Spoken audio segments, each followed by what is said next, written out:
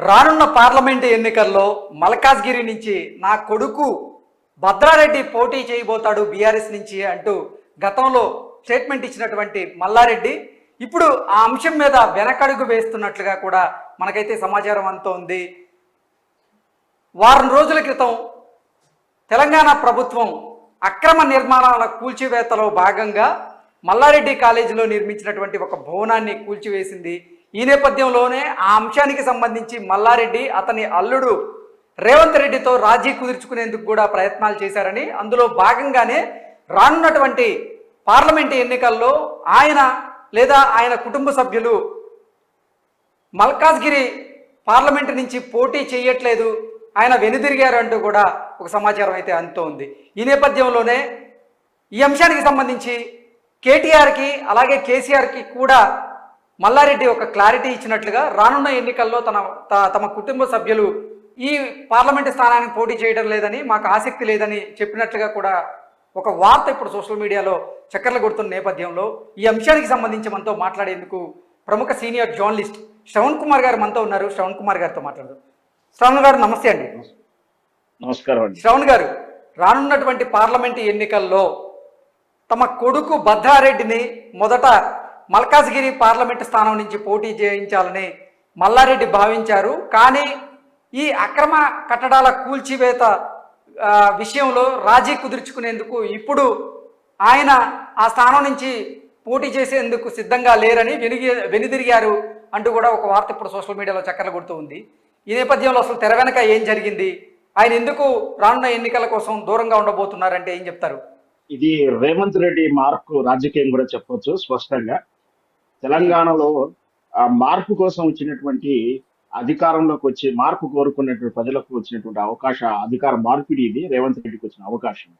అయితే అధికారంలోకి వచ్చిన తర్వాత ప్రజలకు ఇచ్చినటువంటి వాగ్దానాలు, ప్రజలకు ఇచ్చిన పథకాల అమలు కోసం ప్రయత్నించాల్సినటువంటి రేవంత్ రెడ్డి తన ప్రత్యర్థుల మీద తన మాటను వినని వాళ్ళు, గతంలో తనను ఇబ్బంది పెట్టిన వాళ్ళు, గతంలో తనని కామెంట్ చేసిన వాళ్ళని కక్ష తీర్చుకోవడానికి అవకాశంగా ఈ మొదటి 100 రోజులు వాడుకుంటున్నాడు అంటే అవుననే సమాధానం చెప్పచ్చు.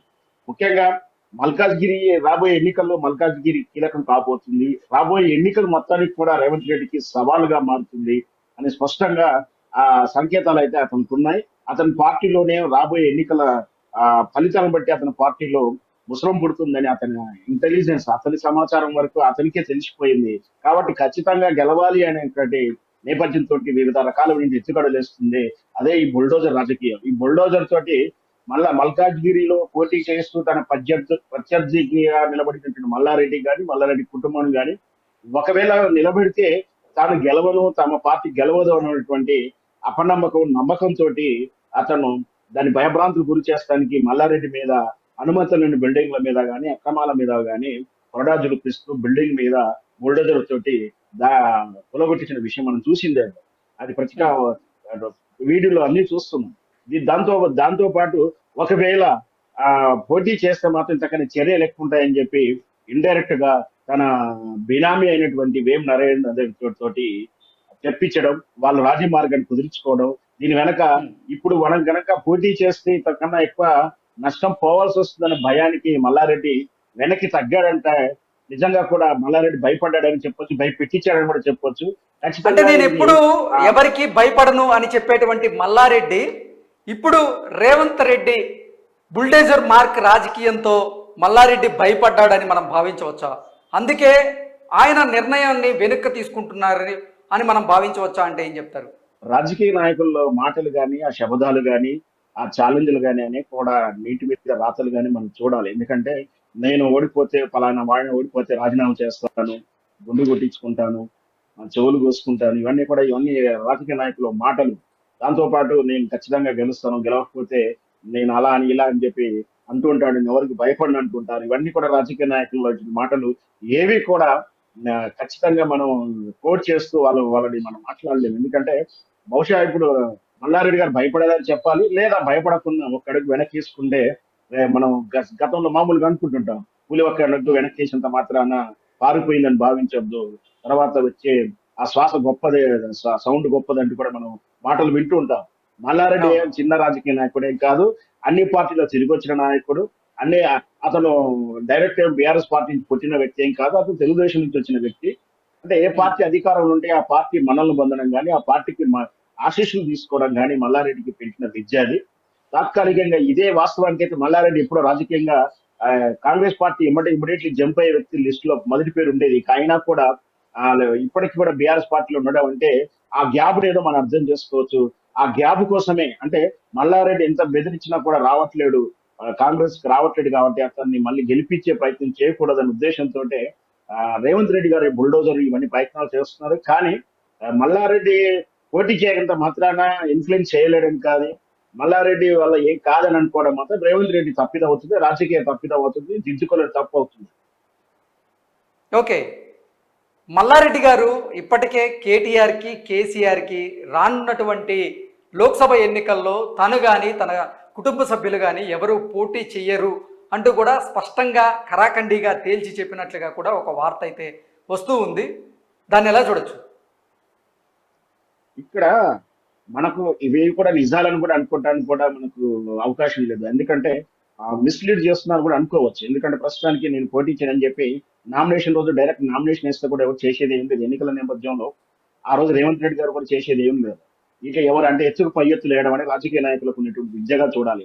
అయినా సరే మనకు కనిపిస్తున్నటువంటి మనకు వినిపిస్తున్న వార్తల ప్రకారం అయితే బహుశా కేటీఆర్ కి చెప్పుండొచ్చు. ఇప్పుడు ఇలా నేపథ్యం వెళ్తూ ఉంటే రేవంత్ రెడ్డి మనల్ని వేధిస్తూ ఉంటాడు, నన్ను వేధిస్తుంటాడు, తప్పని పరిస్థితులు అప్పుడు పార్టీ మారాల్సి వస్తుంది, కాబట్టి నేను పోటీ చేయకుండా ప్రస్తుతానికి నేను మౌనం వహిస్తానని కూడా సంజాయిషి ఇచ్చిండు ఉండవచ్చు.